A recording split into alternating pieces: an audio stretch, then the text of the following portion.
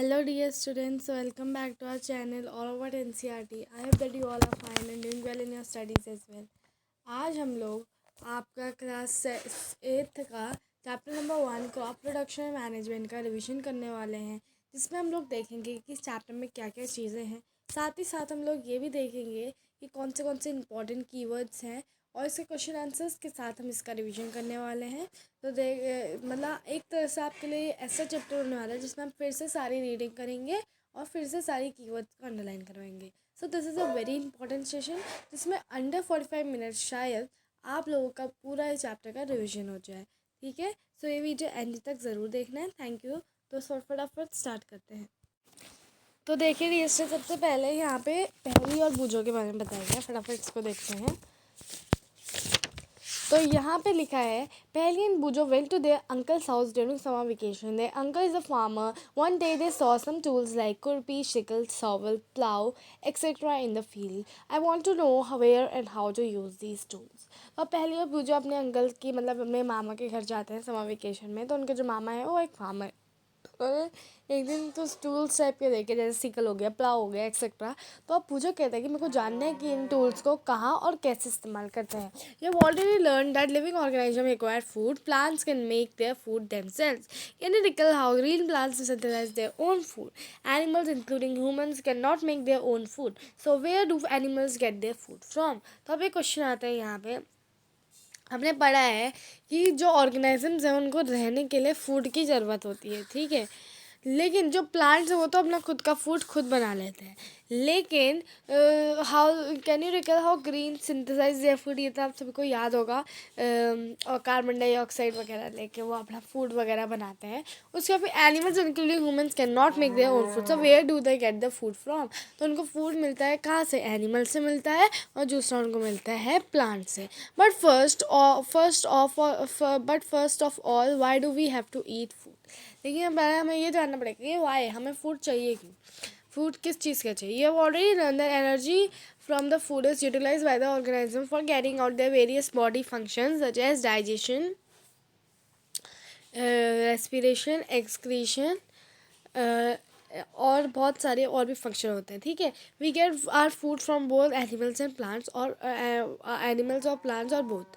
Since we need food, how can we provide food to a large number of people in the country? जैसे कि आपको पता है जो हमारी कंट्री है वो बहुत बड़ी है, तो हमें कैसे हम लोग पूरी कंट्री तक फूड पहुँचाएं, ठीक है. सो इसके लिए क्या करना होगा? In order to provide a food for a large population, regular production and proper management and distribution of is necessary. अब देखो, पहली क्या कहते हैं? Food has to be produced on large scale, right. इसके लिए क्या करना होगा? रेगुलर प्रोडक्शन करना होगा, प्रॉपर मैनेजमेंट और डिस्ट्रीब्यूशन करना होगा. एग्रीकल्चर प्रैक्टिसेस में आता है, यहाँ पे आपको दिया हुआ है. Till 10,000 BCE people are nomadic. 10,000 BCE तक पीपल नोमैडिक थे. नोमैडिक मीन्स दैट वो एक प्लेस से दूसरे प्लेस तक जाते थे और वहाँ के फूड और आइटम्स को खाते थे. उसके बाद फिर they were wandering from groups from place to place in search of food and shelters. They ate raw foods and vegetable and started hunting animals for food. Later they could cultivate land and produce rice, wheat and other food crops. Thus was born agriculture. तो बाद में वो धीरे धीरे सारे food crops वगैरह उगाने लग गए थे. तो उससे क्या आता है? एग्रीकल्चर. एग्रीकल्चर दो वर्ड से बना है, एग्री प्लस कल्चर, ठीक है डियर स्टूडेंट. ये लैटिन वर्ड्स हैं जिनका मतलब होता है कोई क्रॉप्स वगैरह को ग्रो कर. अब देखो, when the plants of same kinds are cultivated on a large scale at the one scale, it is called a crop. जब प्लांट जो होते हैं सेम काइंड के, सपोज मान लो that I am having wheat. तो वीट अगर एक जगह मैंने ग्रो करा है बहुत लार्ज स्केल में, तो वो हो गई आपकी crop. For example the crop of wheat means that all the plants are grown in the field are that of wheat. You have already know that the crops are of different types such as cereal, vegetable and fruits. These can be classified on the basis of season in which they grow. India is a vast country. The climatic changes like temperature, humidity and rainfall vary from one region to another. Accordingly, there is a rich variety of crops grown in different parts of the country. Despite this diversity, two broad cropping methods could be identified. अब देखो dear student, मैं आपको बताती हूँ कि भाई देखो जैसे कि आपको पता है कि क्रॉप वेरियस टाइप के देते हैं, सीरियल हो गई, वेजिटेबल्स की हो गई, फ्रूट्स की हो गई। तो ये जो है as a basis of season ये क्लासीफाई किया जा सकते हैं, क्योंकि इंडिया बहुत बड़ी कंट्री है और क्लाइमेटिक चेंजेस, रेन हर जगह से वेरी करते हैं। तो डिसाइड ऑफ दिस डाइवर्सिटी हम लोग 2 क्रॉपिंग मेथड्स निकाल सकते हैं, और वो कौन से हैं? खारिफ क्रॉप। ये वैसी क्रॉप्स होते हैं जो कि हम सोन करते हैं रेनी सीजन में, और इनको हम लोग खारिफ क्रॉप कहते हैं। The rainy season in India generally from June to September. Paddy, maize and soybean and groundnut are cotton are the cotton cotton are the kharif crop. ठीक है, कौन कौन सी crop? Paddy, maize, soybean, groundnut and cotton. उसके बाद आता है रबी crop में। रबी क्रॉप्स कौन सी क्रॉप होती हैं? The crops that are sown in the winter season October to March, they are called rabi crops. Example rabi crops are grown in wheat, example of rabi crops are wheat, gram, pea, mustard and linseed. तो ये सारी थी आपकी रबी crops. अब आ जाते हैं beside this pulses and vegetables are grown in during summers and many places. Summers में जो क्रॉप्स को ग्रो किया जाता है वाली क्रॉप्स को हम जेड क्रॉप्स कहते हैं। ओके, नेक्स्ट आते हैं हम लोग, जैसे टमाटो हो गई, और भी बहुत सारी क्रॉप्स हैं, तो इन सबको हम लोग जेड क्रॉप्स कहते हैं, बिकॉज ये समर सीजन में ग्रो की जाती है। खरीफ क्रॉप्स वो क्रॉप नहीं है जिनको समर सीजन में ग्रो करते हैं। खरीफ वो क्रॉप्स हैं जिनको हम लोग रेनी सीजन में ग्रो करते हैं। बहुत सारे बच्चे यही गलती करके आ जाते हैं एग्जाम में, that they right ma'am in summer season kharif crops, but in summer season आपकी जेड क्रॉप्स होती है, इन रेनी सीजन आपकी खरीफ क्रॉप्स होती है, और इन विंटर सीजन आपकी रबी क्रॉप्स होती है। उसके बाद आ जाता है next basic practice of crop production. Next आता है भूजों का सवाल। Why paddy can not be sown in the winter season? Paddy needs lot of water, does it can be sown only in the rainy season. ये पहली जवाब देती है। ठीक है, ये पहली खरीफ क्रॉप है तो उसको बहुत ज़्यादा पानी चाहिए होता है। पैडी को हम राइस कहते हैं। Paddy needs lot of water to grow. Next है, अगर उसे विंटर सीजन में रहता है तो वहाँ पे वाटर की शॉर्टेज हो जाएगी, कुछ भी हो जाएगा, तो इसलिए जो होगा पैडी ग्रो नहीं कर पाएगी अच्छी तरह। ठीक है, cultivation of crop involves several activities undertaken by farmers over a period of time. You may find these activities are similar to those carried by a gardener or even by you when you grow ornamental plants in your house. These activities are tasks are referred as agricultural practices. तो ये agriculture practices वो practice होती है मतलब जब crop production करते हैं ना, तो बहुत सारी प्रैक्टिसेस रखती हैं, जिन सारी प्रैक्टिसेस को हम लोग एग्रीकल्चर प्रैक्टिसेस कहते हैं। जैसे पहला आपका आ गया प्रिपरेशन ऑफ सॉइल, फिर sowing, adding manure, fertiliser, irrigation, protecting from weeds, harvesting, storage. तो ये 7 एक्टिविटीज़ होती हैं। उसके बाद सबसे पहले आते हैं हम लोग प्रिपरेशन सॉइल में। अब देखो, सॉइल प्रिपरेशन जो होता है वो फर्स्ट स्टेप होता है before going a soil. One of the most important task in the agriculture is to turn the soil and loosen it. This allows roots to penetrate deep into the soil and loose the soil allows the roots to penetrate easily even when they go deep in soil.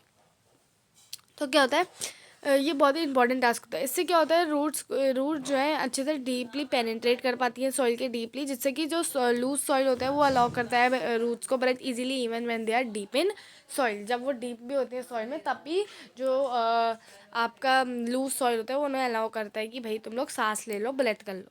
Y does the loosening of soil allow roots to breathe easily? Because loosening of soil loosen soil जो होता है उसमें देखो student बहुत सारे gaps वगैरह हो जाते हैं।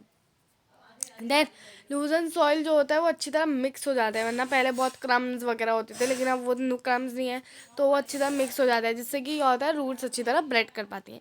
The loosen soil help in growth of earthworms and microbes as in the soil. These organisms are friend of farmers since they further turn the loosen soil and add humus to it. But why soil needs to be turn and loosen? तो देखो, लूजन soil जो होता है वो help करता है growth of earthworms and microbes की present in the soil.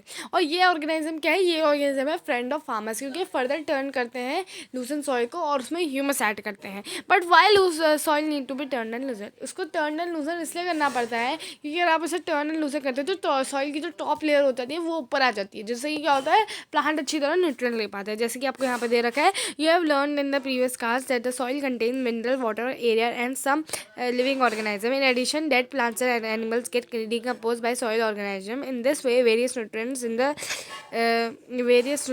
dead organism are released back to the soil. These nutrients are again absorbed by the plants.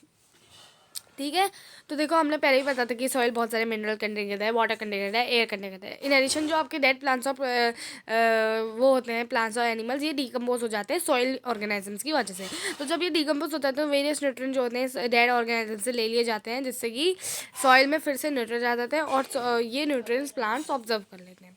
Since only a few centimeter of top layer of soil supports the plant growth, turning and loosening of the soil brings the nutrient-rich soil to the top that plants can use these nutrients. तो turning और loosening nutrient-rich जो layer है उसको ऊपर ले आता है, ठीक है, which is very important for the cultivation of crop.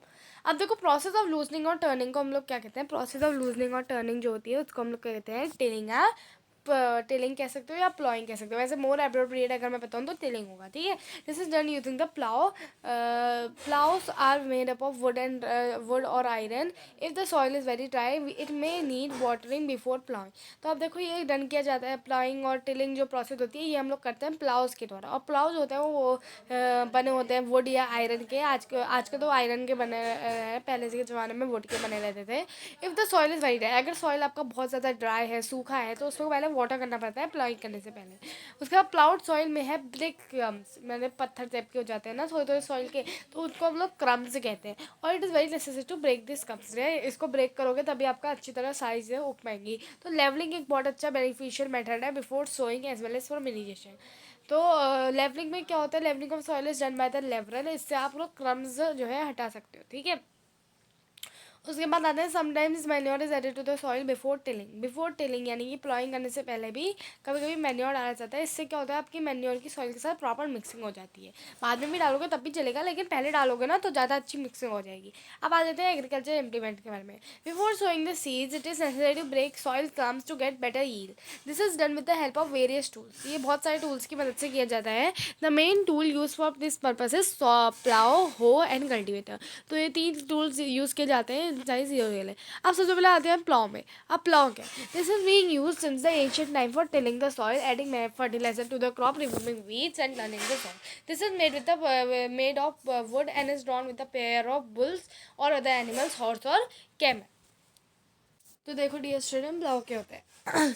अब देखो प्लाव जो होता है ये बहुत ही एंशिएंट टाइम से यूज़ किया जा रहा है टिलिंग द सॉइल, यानी कि वही सॉइल को मरोड़ मरोड़ कर करने के लिए यूज़ किया जाता है. और एडिंग फर्टिलाइजर वगैरह इसको ऐड करने के लिए भी किया जाता है. रिमूविंग वीड्स यानी कि वीड्स को रिमूव करना है, टर्निंग करनी है सॉइल की, ये सारी चीज़ों के लिए प्लाव यूज़ किया जाता है. This is done with this is made up of wood और आयरन, जैसे कि मैंने पहले भी बताया था. और ये ड्रॉन किया जाता है, यानी कि इससे काम करवाया. ये कौन कौन से एनिमल इससे काम करते हैं, इससे काम करते हैं या तो पेयर ऑफ बुल्स जो आपके वो होते हैं डीएसएन भैंस वगैरह होते हैं ना, वो उनसे भी यूज़ किया जाता है. और या फिर आप लोग कैमल या हॉर्स वगैरह ले सकते हो, ये भी इसका काम कर लेते हैं. अब देखो उसके वो एक चीज़ कंटेन करता है, जैसे कि यहाँ पे डायग्राम दे रखा है ना, ये देखना ध्यान से. एक ट्रायंगुलर स्ट्रिप टाइप की होती है ना, इसको हम लोग कहते हैं प्लाउ शेयर, ठीक है. इसको हम लोग क्या कहते हैं, प्लाउ शेयर, ठीक है. A strong triangular iron strip होती है, इसको हम लोग प्लाउ शेयर कहते हैं. और एक लॉन्ग लॉग ऑफ वुड होता है जिसको हम लोग प्लाउ शाफ्ट कहते हैं, ठीक है. सबको याद आ गया. अब देखो ये जो होता है ये हैंडल होता है एक एंड में, इसको हम लोग क्या कहते हैं, बीम कहते हैं. बीम एक हैंडल टाइप का होता है. बीम की मदद से जो होता है ना, प्लाव लोग अपने जो ये बुल लोग होते हैं अपने सींगों के वहाँ पे अटकाते हैं, तो बीम भी होती है आपकी एक, ठीक है. तो ये होता है आपके प्लाव. प्लाव के बारे में भी सबने बता दिया. अब आ जाता है हम लोग नेक्स्ट चीज़ में जो कि है one pair of bull and man can easily operate the bull plough. तो एक pair of bull, one pair of bull यानी कि 2 बुल और साथ ही साथ एक मैन जो है इजीली प्लाव को ऑपरेट कर सकता है. ये बुल्स की नेक में फिक्स किया जाता है. Indigenous wooden plough is increasingly being replaced by the iron ploughs nowadays. पहले वुडन प्लाव यूज़ किया जाता था, बट अब तो टेक्नोलॉजी धीरे धीरे चेंज होती है, तो अब लोग आयरन प्लाउज यूज़ करने लगे हैं. नेक्स्ट आते हैं हम लोग हो के बारे में. हो क्या है, it is a simple tool which is use for removing weeds and for loosening the soil.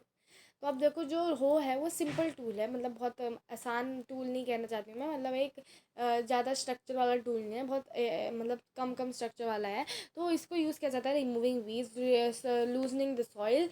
And it has a long lock of wood और आयरन. उसके पास एक लॉन्ग लॉक ऑफ वुड होता है या आयरन कह लो आप, ठीक है. यहाँ पे डायग्राम भी दे रखा है, लॉक ऑफ वुड और आयरन.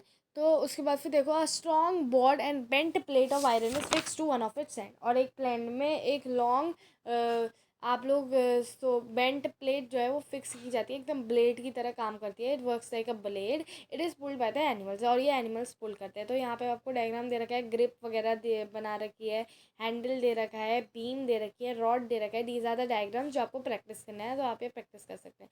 उसके बाद आता है कल्टीवेटर में. Now days प्लाइंग is done by the tractor driven cultivator. अब कोई नहीं यूज़ नहीं करता हो वगैरह को. अब जो है सब लोग ज़्यादा से यूज़ करते हैं ज़्यादातर लोग यूज़ करते हैं कल्टीवेटर्स को। कल्टीवेटर्स बहुत काम की चीज़ आ रही है आजकल। कल्टीवेटर्स को ज़्यादातर लोग यूज़ कर रहे हैं। जैसे ट्रैक्टर ड्रिवन कल्टीवेटर्स जो होते हैं, उनको उनको लोग चलाते हैं, उनसे इनके दोनों काम हो जाते हैं। एक तो इनका टाइम भी बचता है और इनकी लेबरिंग भी ज़्यादा नहीं लगती। इनको सिर्फ ट्रैक्टर चलाना है इंजन खोलकर, ठीक है। उसके बाद आता है सोइंग में। सोइंग के बारे में पढ़ते हैं। Sowing is a important part of crop production. Before sowing good quality clean and healthy seeds of a good variety are selected. पहले हेल्दी सीड्स को सेलेक्ट करना होता है, वो वाला काम देखते हैं फार्मर्स कैसे करते हैं। Farmers use seeds which give high yield. ऐसी सीड्स फार्मर्स यूज़ करते हैं जो कि बहुत हाई यील्ड देती है, यानी कि बहुत सारी क्रॉप उगाती है। उसके बाद selection of seeds. Selection of seeds कैसे करें, तो अब देखो पहली कुछ बताती है। पहली कहती है, one day I saw my mother put some gram seeds in a vessel and pour some water in them. After some few minutes, after few minutes, some seeds started floating on the top. I wonder why some seeds float on water. तो पहले कहती है कि मेरी mummy ने एक दिन क्या करा था, एक वेसल लिया था, उसमें पानी डाला था और उसमें बहुत सारी मूंग और ग्राम की सीड्स डाल के रख दिया था। तो थोड़े समय में क्या हुआ था, थोड़ी थोड़ी सीड्स जो थी ऊपर फ्लोट करने लग गई थी और बाकी सब नीचे सेटल डाउन हो गई थी, सिंक हो गई थी। अब देखो यहाँ पे एक्टिविटी 1.1 दी है। Take a beaker, fill half of it with water, put a handful of wheat and seed and stir it well, wait for some times. तो ये वही एक्टिविटी है। Are there seed with float on water, there are some seeds, ठीक है। इसलिए आपने बहुत बार देखा होगा, घर में लोग करते रहते हैं सब चीज़ें। तो वहाँ पे कोई कोई सीड्स होती हैं जो कि फ्लोट करती हैं ऊपर से। विल डोज बी लाइटर और heavier than those which sink. तो वो लाइटर होंगी या हैवियर होंगी जो सिंक हुई है। Why they will be lighter, damage seed become hollow and thus are lighter before therefore they float on water. Damage seed जो होती हैं वो हॉलो बन जाती हैं क्योंकि वो इंसेक्ट्स खा लेते हैं उन्हें, डस वो हाईलाइटर होती हैं और जिससे कि क्या होता है वो पानी में फ्लोट करती हैं। This is a good method for separating good and healthy seeds from the damage ones. Before sowing, one of the important tasks is to know about the tools for use for sowing seed. अब सबसे पहले हमें जानना पड़ेगा कौन कौन से tool sowing करने के लिए इस्तेमाल किए जाते हैं। सबसे पहले मैं आती हूँ ट्रेडिशनल टूल्स में। ट्रेडिशनल टूल जो है आपका एक टूल होता है जिसमें आपका फनल शेप्ड होता है। This to the tool use traditionally for sowing seed is shape like funnel. तो ये शेप होता है इसका फनल टाइप का। The seeds are filled into the funnel, funnel में फिल्ड किए जाते हैं seed, pass to the two और पाइप्स हैविंग शार्प एंड्स। इनमें शार्प एंड लगे रहते हैं जिससे कि हम लोग पास करते हैं। These and perch into the soil, यानी कि सॉइल के अंदर गड्ढा खोदते हैं जिससे कि क्या होता है आराम से जो आपके सीड्स होते हैं वहाँ पे चले जाते हैं। लेकिन इसमें एक परेशानी थी। इसमें एक परेशानी ये थी कि भाई इसमें क्या होता है ना कि जो आपके प्लांट वगैरह है, बर्ड वगैरह है ना, ये सब खा लेती है सीड। तो ज़्यादातर जो एप्रोप्रिएट मेथड माना जाता है वो सीड ड्रिल का माना जाता है। आइए आते हैं सीड ड्रिल में। तो देखिए अब सीड ड्रिल का आपको एक अलग ही डायग्राम दिया है। पुरानी वाली बुकों में सीड ड्रिल का कुछ अलग डायग्राम दिया था, लेकिन यहाँ पे पूरा मॉडर्न डायग्राम वगैरह दिया है सीड ड्रिल का। तो सीड ड्रिल ये होती है डियर स्टूडेंट, ठीक है। Now the seed drill is use for sowing in with the help of tractors. आज का सीड ड्रिल यूज़ किए जाते हैं with the help of tractors के, हम लोग सो करते हैं सीड्स को। तो इसमें भी कोई ज़्यादा टाइम लेबर और टाइम ये सेव करता है और ये सीड्स को सो करता है एकदम uniformly at equal distance and depth. It insure the seeds are covered after sowing. This protect seeds from being eaten by the birds. इससे जो सीड्स होती हैं वो बर्ड्स ईटन नहीं करती हैं और इससे सीड्स आपकी प्रोटेक्टेड रहती है, बिल्कुल अंदर अच्छी तरह वो लगा देते हैं। There is a nursery near my school. I found that little plants were kept in a small bags. Why are they kept like this? तो एक नर्सरी है बूजो के स्कूल के बगल में, तो उसने देखा कि कोई कोई प्लांट्स को एक स्मॉल बैग्स में पैक करके रखा गया है। अब देखो पहली इसका जवाब देखिए, पहली आजकल बहुत होशियार हो गई है। तो देखो seeds of a few plant such as paddy are first grown in the nursery. Paddy मतलब राइस। राइस का पहले जो सीड्स होती है वो नर्सरी में ग्रो की जाती है। जब वो एकदम ग्रो हो जाती है सीडलिंग्स में, तब उनको ट्रांसप्लांट किया जाता है फील्ड में मैनुअली, और इस प्रोसेस को हम लोग कहते हैं सीड ट्रांसप्लांटेशन, ठीक है। Some forest plants and flowering plants are also grown like this. तो टमाटर वगैरह भी ऐसे ऐसे ग्रोन किए जाते हैं रेस्टोरेंट। अब देखो नेक्स्ट आता है यहाँ पे, appropriate distance between the seed is necessary to avoid overcrowding. Appropriate distance बहुत ज़रूरी होती है जैसे कि overcrowding of the plant जो है वो हट सके। This allow plants to get sufficient sunlight, nutrients and water from the soil. इससे प्लांट्स को सफिशिएंट सनलाइट मिलती है, न्यूट्रिएंट्स मिलता है और वाटर मिलता है सॉइल से। At a times few plants may have to be removed to prevent overcrowding. कोई कोई प्लांट्स को कभी भी रिमूव भी किया जाता है ताकि ओवर क्राउडिंग को हटा सके। अब आता है एडिंग मैन्योर एंड फर्टिलाइजर में, नेक्स्ट प्रोसेस आती है, ठीक है। तो the substance which are added to the soil in the form of nutrients for the healthy growth of plants are called manure and fertilizers. ऐसे substance जो कि soil में ऐड किए जाते हैं ताकि healthy growth of plant हो सके, उनको हम लोग manure और fertilizers कहते हैं, ठीक है.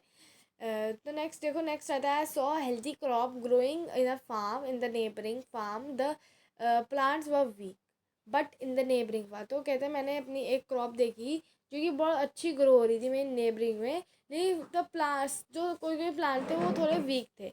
अब वो बोल रहे हैं कि why do some plants grow better than others. ऐसा क्यों है कि भाई कोई कोई प्लांट्स कोई और प्लांट से ज़्यादा अच्छी तरह ग्रो करते हैं, ऐसा क्यों है, ठीक है. अब देखो destroy soil supply mineral nutrients to the crop plant. अब जो सॉइल है वो सप्लाई करता है mineral nutrients to the crop plants. These nutrients are essential for the growth of plants. अब ये जो न्यूट्रिएंट्स है ग्रोथ ऑफ प्लांट्स के लिए बहुत एसेंशियल होते हैं. In certain area farmers grow crop after crop in the same field. The field is never left uncultivated और fellow. Imagine what happens to the nutrients. Continuous cultivation of crop makes the soil poorer in nutrients. Therefore, farmers have to add manure in the field to replenish the soil with nutrients. These processes called manuring. तब देखो farmers कभी कभी अगर हम लोग field को unfollow नहीं करते तो क्या होता है, कंटिन्यूस जब हम लोग किसी क्रॉप को ग्रो करते रहते हैं तो सॉइल से सारे न्यूट्रिएंट्स क्रॉप जो है वो ले लेती है in order to grow nicely. But अगर ऐसे ही चलता रहा तो सॉइल तो अपने सारे न्यूट्रिएंट्स खा लेगा, जिससे क्या होगा कि सॉइल अपने सॉइल के जो सारे न्यूट्रिएंट्स होंगे वो ख़त्म हो जाएंगे और जो नेक्स्ट क्रॉप जो फार्मर्स ग्रो करने की कोशिश करेगा वो अच्छी तरह ग्रो नहीं होगी. वो क्यों नहीं होगी अच्छी तरह ग्रो, क्योंकि अब सॉइल में न्यूट्रिएंट्स जा ही नहीं गए. अब देखो इस वजह से क्या होता है, जब कंटिन्यूस प्लांटेशन होती है तो फार्मर्स को सॉइल को रिप्लेनिश करना पड़ता है न्यूट्रिएंट्स के द्वारा. वो सॉइल को कैसे रिप्लेनिश करता है, वो सॉइल को मैन्योर ऐड कर दे या फर्टिलाइजर ऐड कर दे जिससे कि क्रॉप प्लांट जो है अच्छी तरह ग्रो हो सके, क्योंकि फार्मर्स को तो रेगुलर प्रोडक्शन करना पड़ेगा ताकि जो मेंटेनेंस हो पाए कंट्री की और सब लोग का फूड पहुंच पाए. इसलिए फार्मर रेगुलर ज़्यादातर ग्रो करते रहते हैं लगातार. लेकिन कभी कभी क्या होता है फार्मर्स अनकल्टिवेटेड भी रख देते हैं लैंड को, जिससे कि क्या होता है सॉइल में न्यूट्रिएंट्स अपने आप रिप्लेनिश हो जाते हैं. लेकिन कभी कभी फार्मर्स कोई कोई मेथड अप्लाई करते हैं जिससे कि वो सॉइल में न्यूट्रिएंट्स ऐड कर सकें, जैसे कभी मैन्योर ऐड कर दिया, कभी फर्टिलाइजर ऐड कर दिया. तो ऐसे मेथड भी जो होता है फार्मर्स अपनाते हैं. तो ऐसे मेथड्स को हम लोग कहते हैं मैन्योरिंग. इम्प्रॉपर और insufficient manuring result in weak plant. अगर इम्प्रॉपर या अनसफिशिएंट मैन्योरिंग करते हैं फार्मर्स तो इससे क्या होता है, रिजल्ट होता है वीक प्लांट्स में. अब नेक्स्ट आ जाता है restore ma'am. Manure is a organic substance obtain from decomposition of plant और animal waste. Farmers dump plant and animal waste in the pits and open places and allowed it to decompose. The decomposition is caused by some microorganism. The decomposition method is used as organic matter. जैसे कि हमने vermi composting के बारे में सुना ही हो गया. Vermi composting है ऐसी वो प्रोसेस होती है जिसमें आप लोग जो भी घर के मतलब जैसे लौकी छिल लो तो लौकी के जो पील होते हैं और जैसे आपको और भी चीज़ होती है ना, ये अनियन वगैरह के पील्स होते हैं. फिर आ जाते हैं हम लोग तोरई वगैरह भी आपने देखा होगा घर में. तो इन सब के जो पील्स छिक्कल वगैरह होते हैं ना, इन सबको जब आप लोग सॉइल में डीकम्पोज कर देते हो ना, ऐसी वाली प्रोसेस को हम लोग वर्मी कंपोस्टिंग कहते हैं. हमने पहले भी करा था कि कंपोस्ट को लेकर डिकम्पोज करने वाली प्रोसेस के बारे में. ये आपने 6th क्लास में ज़्यादा अच्छी तरह पढ़ा होगा. तो 6th क्लास के भी वीडियो दिए उसमें हमारे चैनल में अवेलेबल है, तो आप लोग जा सकते हैं हमारी प्लेलिस्ट में जिसमें है क्लास 6th साइंस करके, जिसमें आपको दिख जाएगा बहुत सारे वीडियोस. हम लोग क्लास 6 में हिंदी में वीडियोस अवेलेबल कराते हैं जिसमें ताकि बच्चों को ज़्यादा अच्छी तरह समझ में आए, क्योंकि 8th 9th और 10th में ज़्यादातर आपका स्टैंडर्ड इंग्लिश में रहता है. लेकिन 6th और अगर 7th में आपको टॉपिक्स अच्छी तरह हिंदी में क्लियर हो जाएंगे तो आप लोग बाकी 9th 10th में अच्छी तरह पढ़ पाएंगे, ठीक है. तो डियर स्टूडेंट फटाफट हमारे चैनल में जाइए और प्लेलिस्ट खोलिए क्लास 6 साइंस की और वर्मी कंपोस्टिंग के बारे में पढ़िए. अब आते हैं हम लोग नेक्स्ट में. तो डियर स्टूडेंट जो हमारा मैन्योर होता है वो ऑर्गेनिक मैटर से बना होता है. यही आपको यहाँ पे बनाया था. फार्मर्स डंप करते हैं एनिमल वेस्ट को पिट में और फिर उन्होंने डिकम्पोज होने देते हैं. डिकम्पोज कॉज करते हैं हमारे माइक्रो ऑर्गेनिजम्स, ठीक है. तो अब नेक्स्ट आते हैं हम लोग यहाँ पे एक्टिविटी 1.2 में, ठीक है. अब 1.2 में आपको ग्राम सीड्स लेनी है. मूंग सीड ले लो. Select 3 equal size seedlings. Take 3 empty glasses और similar vessels. Mark them as A, B and C. In glass A, add a little amount of soil mixed with cow dung manure. In glass B, or same amount of soil mixed with little urea. Take same amount of soil in glass C without adding anything. Now pour same amount of water in each glass and plant a seedling in them. Keep them in safe place and water them daily. After 7 to 10 days, observe their growth. अब देखो observation क्या होगी, observation हम ये करेंगे कि जो glass ए है उसमें जो है आपका उसमें उगा है, लेकिन उसमें उसमें प्लांट ने ग्रोथ शो करी है। इन ग्लास बी प्लांट ने मैक्सिमम ग्रोथ शो करी है, और इन पॉट सी प्लांट बिल्कुल भी ग्रो नहीं करा है, क्योंकि भाई प्लांट में कुछ डाला ही नहीं है। तो इस समय ये पता चलता है that manure and fertilizers are necessary for the proper growth of plant. अब हम लोग यहाँ पे पढ़ते हैं fertiliser and chemicals which are rich in particular nutrients. Fertilisers are chemicals, ऐसे केमिकल्स जो कि पर्टिकुलर न्यूट्रिएंट्स में रिच होते हैं। How they are different from manure. Fertiliser are produced in factories, fertiliser को फैक्ट्रीज में प्रोड्यूस किया जाता है। सब एग्जाम्पल ऑफ फर्टिलाइजर क्या है, जैसे यूरिया हो गया, एल्यूमिनियम फॉस्फेट सल्फेट हो गया, सुपर फॉस्फेट हो गया, पोटैश हो गया, NPK यानी कि नाइट्रोजन फॉस्फोरस एंड पोटेशियम। अब use of nitrogen fertilizers has helped farmers to get better yield of crop such as wheat.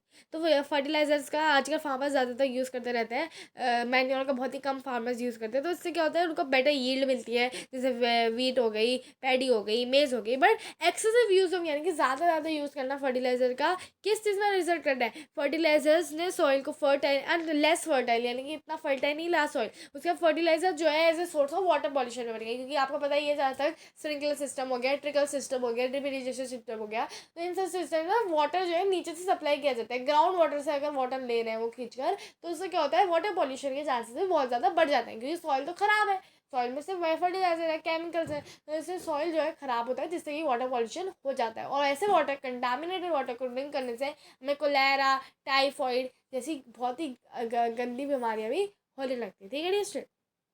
उसके बाद फिर आते हैं therefore in order to maintain the fertility of soil we have to substitute the fertilizer with organic manure or leave the field uncultivated fellow 14 crops। अगर हमें या तो हम लोग फर्टिलाइजर्स को सब्सटीट्यूट करें, यानी कि उनके बदले में मैन्योर ऐड करें, या फिर हम लोग फील्ड को अनकल्टिवेटेड यानी कि फैलो बैरन भी छोड़ सकते हैं 2 क्रॉप्स के बगल में, जिससे कि सॉइल अपने न्यूट्रिएंट्स को रिप्लेनिश कर ले अपने आप। The use of manure improves the soil texture as well as the water retaining capacity. Manure का यूज़ करने से जो है टेक्सचर सुधरता है एक तो, और वाटर रिटेनिंग कैपेसिटी यानी कि वाटर को देर तक अपने अंदर रोक कर रखने वाली भी कैपेसिटी बढ़ती है। It replenish the soil with nutrients, और इससे सॉइल में न्यूट्रिएंट्स भी आते हैं। Another way of replenish the soil with nutrients is crop rotation, और दूसरा अदर वे मैं बता दी वो होता है क्रॉप रोटेशन में। अब क्रॉप रोटेशन क्या होता है, इनमें डिफरेंट क्रॉप्स को अल्टरनेटली ग्रो किया जाता है। जैसे farmer is not area grow leguminous crop, leguminous crop को एक सीजन में ग्रो करा, उसके बाद वीट ग्रो कर दी। जैसे कि क्या हुआ, लेग्यूमिनस क्रॉप्स के पास जो होते हैं रूट नोडल्स में एक बैक्टीरिया रहता है, जिसको हम लोग कहते हैं राइजोबियम। ठीक है, तो राइजोबियम बैक्टीरिया जो होता है नाइट्रोजन फिक्स कर लेता है डायरेक्टली फ्रॉम द एटमॉस्फेयर। ठीक है, अब वो nitrogen directly from the atmosphere fix कर रहा है, तो जब नाइट्रोजन फिक्स हो गया, दूसरी बार जब आप वीट उगा रहे हो तो वही नाइट्रोजन यूज हो जा रहा है। ठीक है, तो ये चीज़ जो होता है नॉर्थ इंडिया के फार्मर्स करते हैं। अब ये फार्मर्स जो है ये वाली प्रैक्टिस को बहुत ज़्यादा एडॉप्ट कर रहे हैं। अब देखो नेक्स्ट हम लोग आते हैं differences between fertilisers and manure.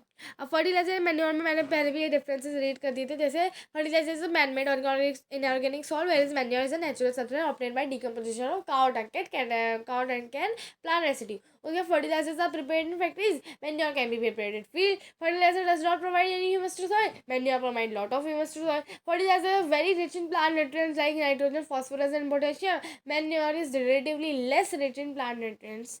और एक और डिफरेंस आप ऐड कर सकते हो कि fertilizer are soluble in soil और manure are insoluble in soil. ये वाला डिफरेंस भी आप लोग कर लो ऐड। ठीक है, फर्टिलाइजर सॉल्युबल हो जाते हैं बहुत अच्छी तरह वाटर से मिक्स करके, लेकिन मैन्योर नहीं हो पाते। ठीक है डी। अब आ जाते हैं हम लोग एडवांटेजेस ऑफ मैन्योर में। अब देखो तो organic manure is considered better than the fertilisers because it enhances the water holding capacity of soil, it makes the soil porous due to which exchange of gases becomes easy, it increases the number of friendly microbes, it improves the texture of soil। तो इसलिए ये organic manure ज़्यादा अच्छा माना जाता है। But most of the farmers जो है फर्टिलाइजर्स यूज़ करते हैं प्लांट को ग्रो करने के लिए, which they should not do. Okay, अब आ जाता है इरिगेशन में। All living beings need water to live. Water is important for growth और एंड डेवलपमेंट। जैसे कि हम लोग जानते हैं वाटर बहुत नेसेसरी होता है, ग्रोथ डेवलपमेंट बहुत सारी चीज़ें होती हैं जिसकी वजह से वाटर जो होता है बहुत नेसेसरी माना जाता है। Water is observed by the plant roots along with the water. Minerals and fertilizers are also observed. Water के along minerals और fertilizers भी ऑब्जर्व किए जाते हैं। Plant contains nearly 90% of water. Plant कम से कम 90% ऑफ वाटर जो है वो कंटेन करते हैं। अब नेक्स्ट आते हैं हम लोग water is essential because germination of seed does not take place in the dry condition. Water बहुत नेसेसरी हो जाता है बिकॉज जर्मिनेशन ऑफ सीड, यानी कि सीड को जो हम उगाते हैं वाली कंडीशन जो होती है वो आपकी ड्राई कंडीशन में टेक प्लेस नहीं करती है। Nutrient dissolved in water are transport to the each part of plant. Water is also protects the crop from both frost and hot air current.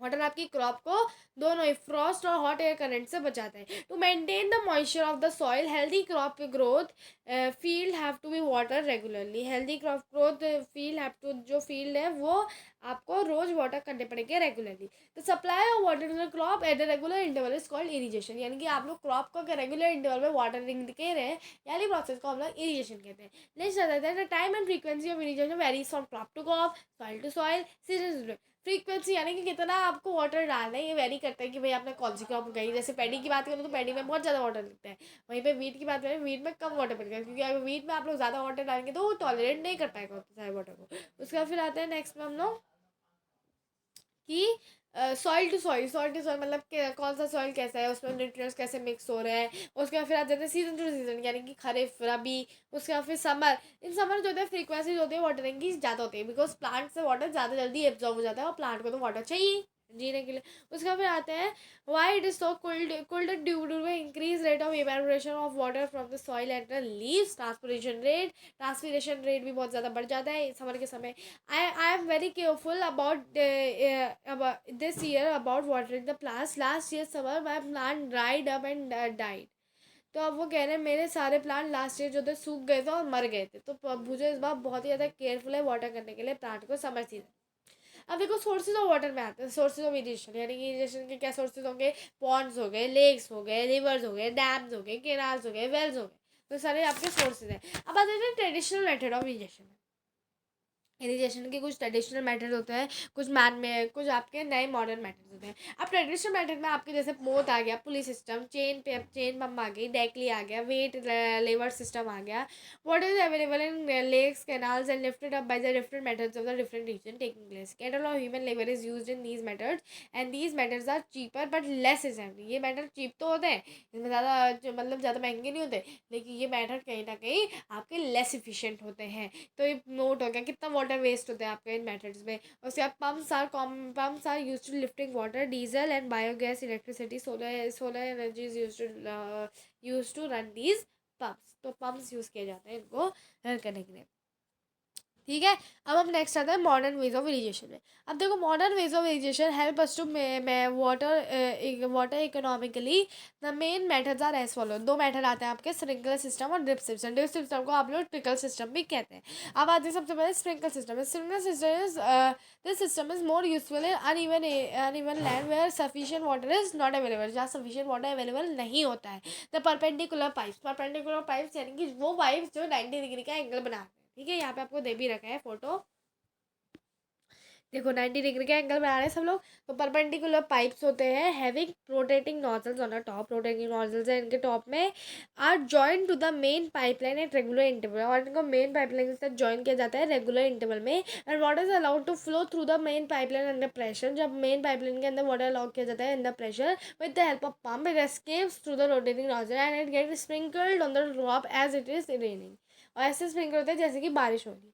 उसका sprinkler system is more useful in lawns, coffees plantation and several other crops. अब आ जाए drip system में। कोई in this system the water falls drop by drop nearly the root of plant, so it is called drip system. It is the best technique for watering the fruit plants, gardens and trees. Water is not wasted at all. It is boon in the regions where availability of water is poor.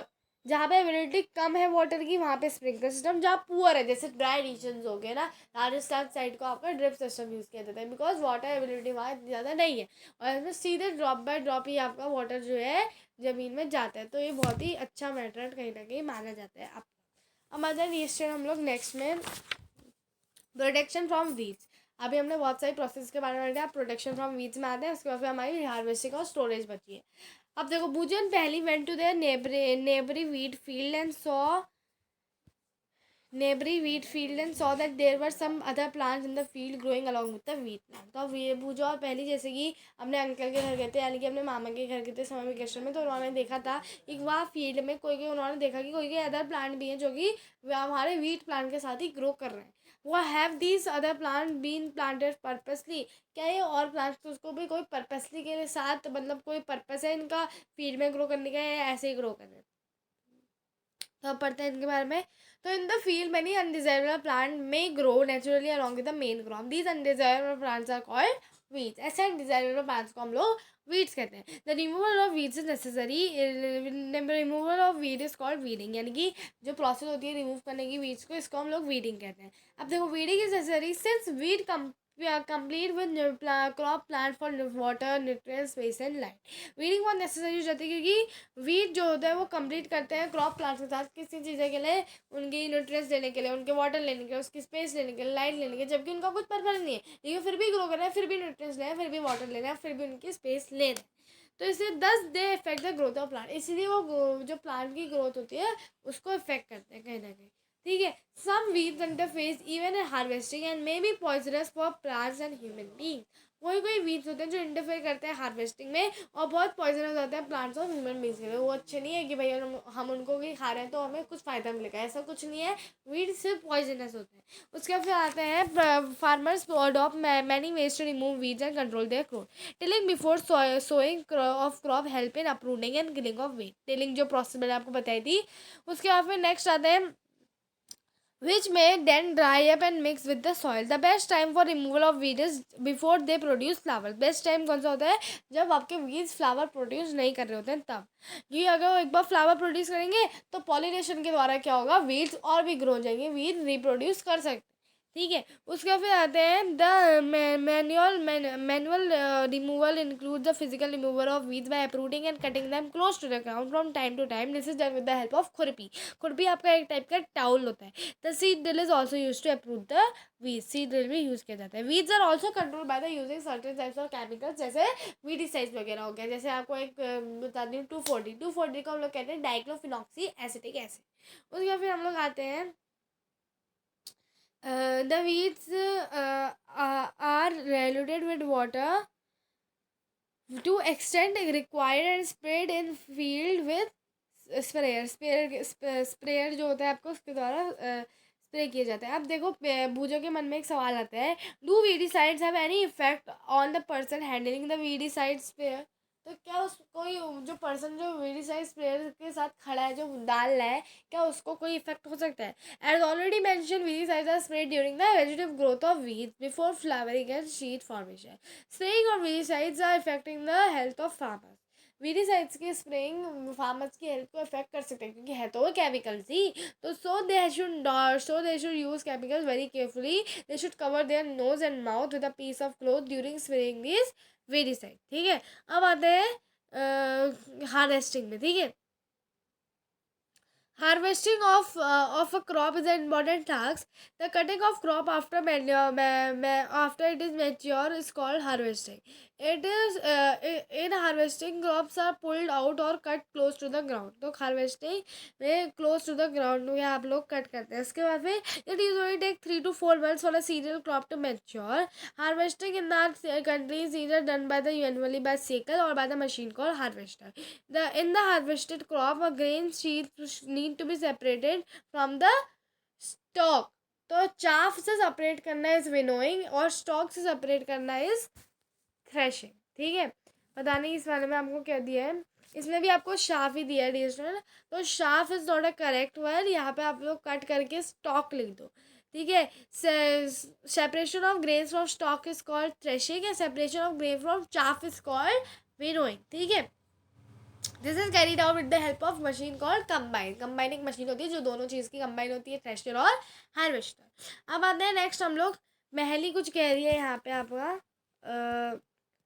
तो after harvesting sometimes stubs are left in the field which are burn by the farmers.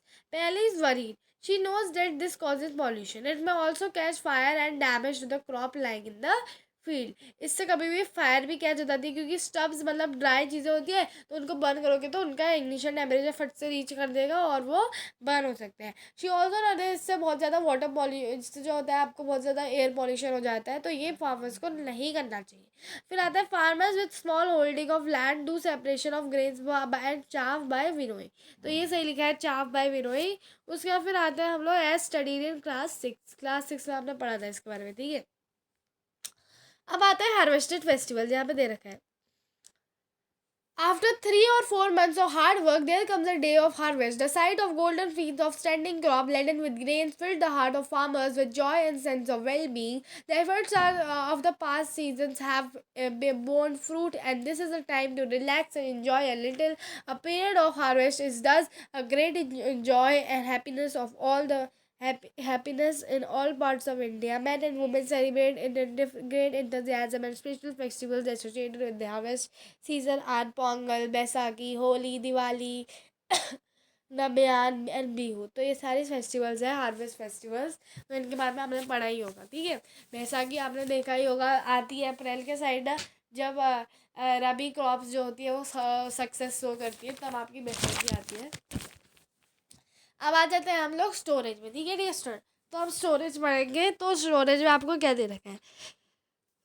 Storage of produce is an important task. If the harvested grains are to be kept for a longer time, they should stay safe from moisture, insects, rats and micro organism. क्योंकि भाई ये harvested games इनको हमें longer time के लिए रखना पड़ता है, स्टोर करके रखना पड़ता है, ताकि हम लोग पूरी कंट्री में एक्सपोर्ट कर सकें और कंट्री वाले लोग इसको ज़्यादा समय तक खा सकें. तो भाई इसके लिए क्या करना होगा? इसके लिए आप लोग को उसको सेव करना पड़ेगा मॉइस्चर से, इंसेक्ट से, रैट से और माइक्रो ऑर्गेनिज्म से. इसलिए हार्वेस्टेड ग्रेन जो होते हैं उनमें मोर मॉइस्चर होता है. If freely harvested grain seeds are stored without drying, अगर विदाउट ड्राइंग आप इन्हें स्टोर कर देते हैं, दे मे गेट स्पॉइल्ड और अटैक बाय द ऑर्गेनिज्म. वो स्पॉइल हो सकते हैं या उनका अटैक हो सकता है माइक्रो ऑर्गेनिज्म से, making them unfit for use for the generation. ठीक है, germination. Hence, before storing them, grains are properly dried in sun to reduce moisture in them. तो फिर उन्हें अच्छी तरह सन में सुखाया जाता है, जिससे कि मॉइस्चर कंटेंट जो होता है वो थोड़ा सा कम हो सके. ठीक है, अब आते हैं हम नेक्स्ट में. It is prevent an attack by insects, paste, bacteria and fungi. तो इससे इनका भी जो अटैक होता है ये भी कम हो जाता है. अब देखो, I saw my mother putting some dried neem leaves in the iron drum containing wheat. I wonder why. Because जिसमें ड्राइड जो सीड्स होती हैं, ड्राई नीम लीव्स जो होती हैं, उनसे इंसेक्ट्स नहीं आते हैं, क्योंकि वो बहुत कड़वी होती है और उनसे इंसेक्ट नहीं आ पाते. देखो, farmer store grains in the jute bags और मेटालिक मिल्क.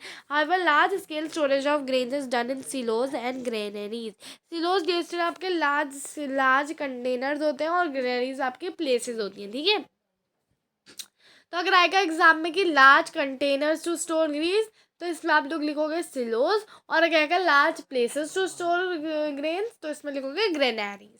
ठीक है, अब आता है next. Dried neem leaves are use for storing food grains at homes. Dried neem leaves use की जाती है स्टोर करने के लिए, क्या? फूड ग्रेन्स को होम में. For storing large quantities of grain in big container, in big grains in big godown, specific chemical treatments are required to protect them for pest and micro organism. Specific treatment जो होते हैं required करे जाते हैं ताकि उनको paste और micro organism से प्रोटेक्ट किया जाए. अब फूड फ्रॉम एनिमल्स में आता है. After completing this table, you must have seen that plant animals also provide us with many kinds of food. Many people living in the coastal area consume fish as a major part of our diet. In the previous chapter, as you have learned that food obtained from land, we have just seen the process of crop production involves number of steps like selection of seed. Similarly, animals reared at home or in farm have to be provided with proper food and shelters. Care, and this is done on the large scale and it is called animal husbandry. ठीक है, तो इस process को हम लोग animal husbandry कहते हैं, जब आप लोग एनिमल्स को अच्छी तरह रेयर करके उनको रखते हो. अब पहली एक और फैक्ट देती है आपको यहाँ पे लास्ट में, that fish is good for health. We get cod liver oil for fish which is rich in the vitamin D. तो यहाँ पे हो गया. अब आ जाते हैं कीवर्ड्स में. ठीक है, तो देखो, agriculture practices the cultivation of crops involve several activities undertaken by farmer over a period of time. These activities are called agricultural activities. ठीक है. फिर आते हैं एनिमल हस्बेंड्री. एनिमल हस्बेंड्री का क्या लिखोगे? The branch of science that deals with the product that deals with breeding, farming and taking care of farm animals. Crop the plants of same kinds when grown in a large scale at one place, it is called a crop. For fertilizer, the fertilizers are chemicals which are used to increase nutrients. तो इनको हम लोग जैसे NPK, nitrogen, phosphorus and potassium. Then आते हैं granaries में. The large scale of storage is done in the places of containers called granaries और silos. उसके बाद फिर आते हैं हार्वेस्टिंग में. मैंने ग्रैंडी और सिलोस का एक साथ बता दिया yesterday.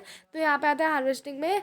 The process of cutting of mature crop after harvest, cutting of mature crop either by harvester और बाय द सिकल.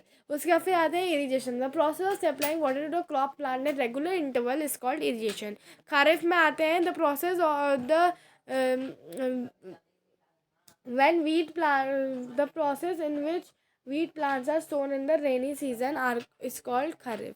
उसके बाद फिर आते हैं मैन्योर. मैन्योर क्या होती है? Manure is a natural substance. Manure क्या होता है? Natural substance which is made from the decomposition of cattle dung and plant residue. फिर आते हैं प्लाव के बारे में. Plough is a tool use for ploughing the soil, adding manure and fertilizer, removing weeds और tilling the soil. Tilling the soil. ठीक है. उसका फिर आते हैं हम लोग रबी में. रबी क्या होती है? The crops which are sown in the winter season is called rabi crops. Rabi. उसके बाद फिर example of these are wheat and maize. और मैं खरीफ में क्या एग्जाम्पल दोगे? पैडी एंड मेज. तो मैंने आपको कुछ और क्रॉप्स भी बताई थी, जैसे पैडी. जैसे खरीफ में मैंने आपको बताई थी पैडी, मेज, सोयाबीन, ग्राउंड नट, कॉटन. और उसके बाद फिर अगर मैं रबी में, और रबी में मैंने आपको कौन कौन सी बताई थी? वीट, ग्राम, मस्टर्ड, पी एक्सेट्रा, है ना. ऐसी बताई थी मैं आपको. लीज एंड लिंस भी बताई थी मैंने आपको. Linseed. ओके. उसके बाद फिर आता है सीड्स में. Seed is a mature ovule that gives rise to a new plant. Silos मैंने आपको ऑलरेडी बता दिया है. Sowing is the process of putting seeds into the field. उसके बाद फिर आता है स्टोरेज में. स्टोरेज मीन्स टू कीपिंग और harvesting in proper condition to protect them from moisture, pest and insects. Then आता है थ्रेशिंग में. The process of separating grains from stock. और फिर weeds, undesirable plants that grow along with the crop. और फिर weedicides, the chemicals which are used to remove weed. Then winnowing, the process of removing grains, process of separating heavier and lighter components of mixture by winds. ठीक है. ये clear होगी. Exercise में आ जाते हैं. The same kind of plant grown on the large place, large scale is at the one place is called crop. उसके बाद आता है the first step before growing the crop is preparation of soil. Damaged seed will float on the top of water. For growing crops, sufficient sunlight and क्या चाहिए? sufficient sunlight, water and nutrients from the soil is essential. Match the items. तो match करना है तो match देखो, खरीफ crops को किसके साथ मैच करोगे? खरीफ क्रॉप को मैच करोगे पैडी एंड मेज के साथ. ठीक है. तो ये मैंने यहाँ पर पहुँचा दिया. उसका फिर आते हैं रबी क्रॉप्स. रबी क्रॉप्स को wheat, gram and pea. Chemical fertilizer, urea and super phosphate. Organic manure. Organic manure क्या है? क्या animal excreta, cow dung and urine and plant waste. Food for cattle नहीं है. ठीक है. तो अब आते हैं next. Give 2 examples of each. Kharif crop का क्या देख सकते हो? सोयाबीन दे सकते हो, ग्राउंड नट दे सकते हो. वहीं पे रबी क्रॉप्स का क्या दोगे? रबी क्रॉप्स का आप लोग दे सकते हो, जैसे आपने दे दिया क्या कहते हैं, वीट दे दिया, ग्राम दे दिया. उसके बाद right a paragraph in your own words. Preparation of soil में क्या लिखोगे? Preparation of soil is the first process before growing a crop. This involves tilling and loosening of the soil, tilling and loosening of the soil. Loosening of the soil help roots to penetrate deep into the soil and breathe easily even when they are deep in soil. Next आते हैं sowing में. Sowing is a process. This the process of putting seeds in the field is called sowing. The traditional method used for sowing the seed is funnel shape. Nowadays, seed drill is used to sow the seeds. This tool helps to sow the seeds and uniformly at proper distance and depth. Weeding में आते हैं. The process of removing weeds. Weeds are some undesirable plants that grow along with the main crop. The process of removing weeds is called weeding, and this is done with the help of certain weedicides chemicals which are like dichlorphylloxy, acetic acid, etc. उसके बाद threshing में आते हैं. The process of removing grains from the stalk is called threshing. This is carried out with the machine called combine. ठीक है. अब आओ explain paragraph in your own word. Paragraph नहीं भी लिखो, कम से कम 3-4 लाइन लिख के आ जाना. Explain how fertilizer are different from manure. तो आप यहाँ पे 2 कॉलम बनाओगे. पहले में लिखोगे फर्टिलाइजर. फर्टिलाइजर सबसे पहले क्या लिखोगे? Fertilizer are man made inorganic soil. Manure में क्या लिखोगे? Manure is a natural substance which is obtained by decomposition of cow dung and plant residue. उसके फिर आओगे next. Fertilizers are prepared in factories. Manure can be prepared in field. Fertilizers does not provide any humus to soil. Manure provide lot of humus to soil. Fertilizers are nutrient specific. और फिर लिखोगे manure is relatively less rich in nutrients. ठीक है. फिर आ जाता है next में. What is irrigation? Describe 2 method of irrigation which conserve water. Describe लिखा है. ठीक है. तो वो irrigation is the process of supplying water to crop plant at regular interval is called irrigation. The frequency of irrigation varies from soil to soil, season to season, crop to crop etcetera. ठीक है. अब लिखोगे 2 methods of irrigation to conserve water are. First, sprinkler system. In this system, there is a main pipeline attached with the rotating nozzles. When water is allowed to flow through this nozzle under pressure, the water escapes from it and sprinkle like if it is raining. उसके बाद फिर आप लिखोगे drift system. In this system there is a pipeline laid down in the field there is a network of narrow pipes laid down in the field with small holes in it. When water is allowed to flow, the water flow drop by drop directly near the root of plants. उसका फिर आता है how describe. If wheat is sown in the kharif season what would happen. Discuss. If wheat is sown in the kharif season the wheat plant will get destroyed due to excess of water. Explain how the soil get affected by the continuous plantation of same kind of crop in the field. If we are doing continuous plantation of same kind of crop in the field, the soil loses its texture, aeration and nutrients due to the use of same kind of fertilizers and manure, fertilizers and chemicals. It result in poor yielding of crop. उसके बाद है what are weeds? How can we control them? Weeds are the undesirable plant that grow along with the main crop. The process of removing weed is called weeding. Weed can be controlled by weed plant depend on a nutrient provided to the main crop. Weed plant can be controlled by 2 methods, which is first using weedicides. These are certain chemicals which do not harm the crop plant but are poisonous for weeds. Example dichlorphylloxy 2,4-D. उसके बाद फिर आता है biological control. Some worms like earthworm have special liking to certain kinds of weed on which they flourish well by eating them without harming the crop plant. ठीक है. तो यहाँ पे ये हमारा हो गया. अब आपका आता है arrange the following boxes in proper order to make the flow chart of sugar cane crop production. ठीक है. मैं आपको बता देती हूँ ये. ठीक है डियर स्टूडेंट. तो इसमें क्या करोगे? सबसे पहले प्रोसेस आएगी applying the preparation of soil की. ठीक है. प्रिपरेशन ऑफ सॉइल की सबसे पहले प्रोसेस आई. उसके बाद फिर प्रिपरेशन ऑफ सॉइल की बात करोगे प्लॉइंग द फील्ड. ठीक है. फिर आ जाएगी सोइंग. फिर आ जाएगी मैन्योरिंग. फिर आ जाएगी आपकी कौन सी प्रोसेस? इरिगेशन. फिर आ जाएगी हार्वेस्टिंग. फिर आ जाएगी sending crop to sugar factory. ठीक है. या स्टोरेज, जो भी लिखो. ठीक है. अब आ जाता है following crossword puzzle. Providing water to crop irrigation. Keeping crop grains for long time under proper condition storage. उसके certain plants of same kind grown on large scale crop, machine use for cutting the mature crop, combine या harvester, अगर आपको जो block के हिसाब से दिए, ठीक है। Rabi crop is also one of the pulses, gram, a process of separating grains from chaff, winnowing, ठीक है। तो ये सबको क्लियर हो गया, ठीक है डियर स्टूडेंट। तो यहाँ पे 53 मिनट्स में we have completed our full chapter. So dear student, thank you so much for watching the video and if you like it so please subscribe the channel for the more updates, ठीक है। सबसे पहले, ठीक है dear student, अगर आपको अच्छा लगा हो वीडियो तो सब्सक्राइब करो चैनल को फॉर द मोर अपडेट्स, ठीक है। Thank you so much for watching.